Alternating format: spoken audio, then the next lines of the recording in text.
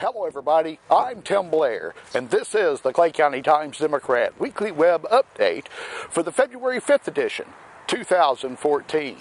Our weekly web updates are brought to you here on cctimesdemocrat.com by the good folks of Piggott State Bank, member FDIC equal housing lender and serving this region since 1930.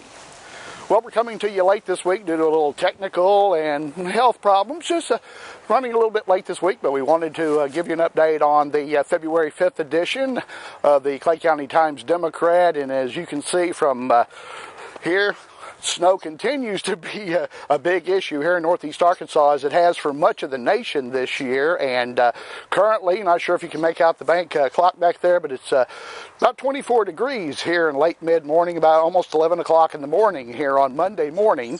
And it is another chilly one, as we have about 24 degrees and a north wind, which is basically coming from right up there and dropping that temperature down pretty low.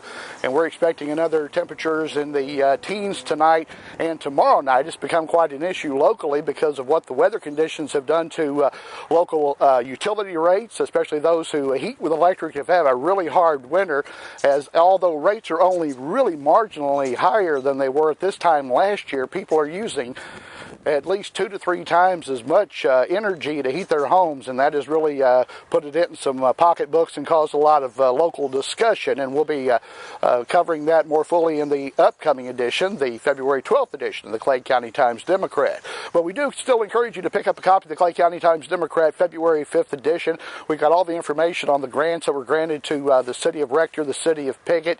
Also have a great story on Mr. Joseph Henderson, who farms 850 acres along with his son Jody out past the 4-mile turn going to Holcomb.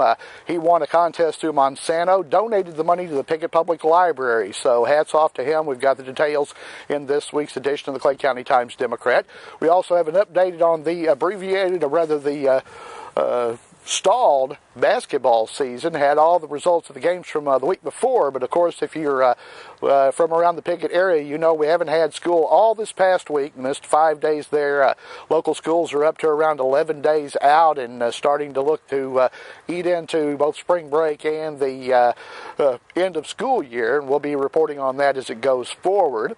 We also, as I said, have all the information, the updated basketball schedule. The Piggott Mohawks tonight, Monday night, February 10th, all 4 teams headed to Earl. Tomorrow night on Tuesday, the 11th, they'll be hosting Manila for senior night. Junior girls at 4, followed by the junior boys, then senior night activities, then the senior girls and senior boys. Wednesday evening, the junior district tournament gets underway down at Hoxie, and we know that the junior boys will be playing a 6 p.m. start against Osceola in their first round, but the girls' opponent and time is yet to be determined.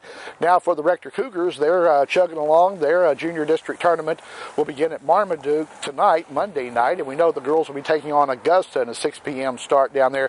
The boys don't play until Wednesday, and we'll have all the details, of course, in the next edition of the Clay County Times-Democrat.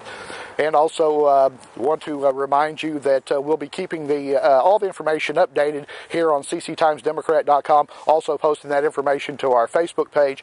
So for updated schedules and results, you can go there anytime 24/7.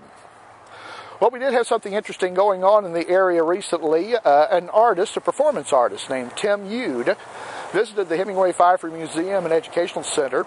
He does a very interesting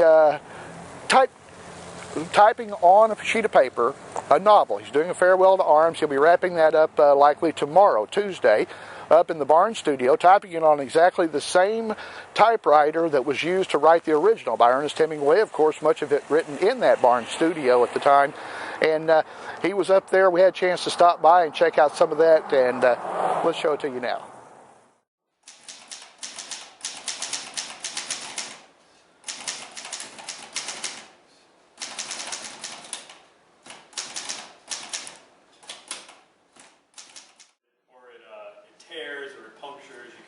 Some texture, there are some punctures already going on the second sheet, so that at the end, the 2 pages mount side by side. One is primarily, all black, and the other one is mostly, white or neutral, but has some of the bleed through or some of the holes that reflect the top, and they mount as a diptych, which is a formal representation then of an open book, which basically is a rectangle with a smaller rectangle of text and a rectangle with a smaller rectangle of text. And that's essentially how I came to the formal aspect of the project, which was, hey, how can I heighten this quality? And it led me to think that, well, I should put all the text on one page. And that's how that case is basically 40 pages a day. So that's, I can get through 6 or 7 pages an hour when I'm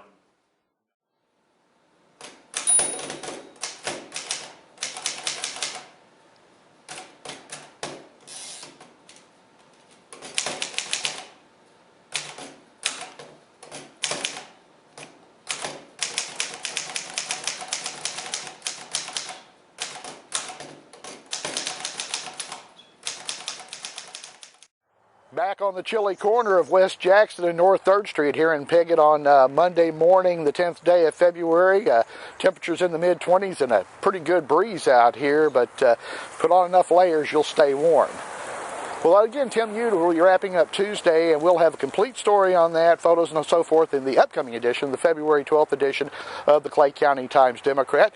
We'll also have all the information on tonight's Piggott School Board meeting, updated sports, and so forth. Also, the story is the Piggott Mohawk baseball team is planning to work the check stand at the McDonald's here in Piggott on President's Day, the 17th. That'd be a week from today. We'll have all the details in this week's edition, but make plans to stop by. All of the proceeds from there, the profits from that 2 hours, will go to the Mohawk Baseball Booster Club. So we'll have more information in the print edition.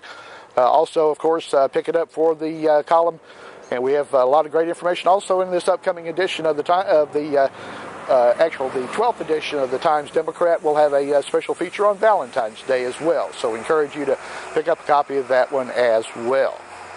Well, with that, we're going to wrap up another edition of the Clay County Times-Democrat Weekly Web Update. We're brought to you here on cctimesdemocrat.com by the good folks at Piggott State Bank. And until next time, I'm Tim Blair reporting. Stay warm, everybody.